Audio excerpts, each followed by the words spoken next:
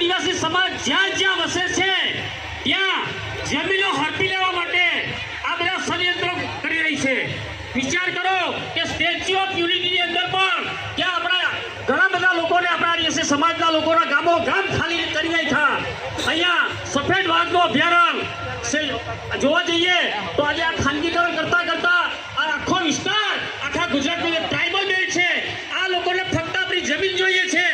એટલે કોઈ પણ સંજોગોમાં હવે યુવાનોએ બહાર નીકળવું પડશે.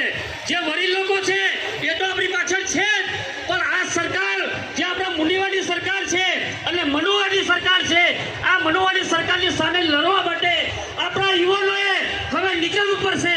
અને આવનારા દિવસોમાં જે આપણા ઓજારો છે એ ઓજારોને પણ આપણે બહાર લાવવા પડશે, તો જ આ મૂંગીબેરી સરકાર સાંભળશે.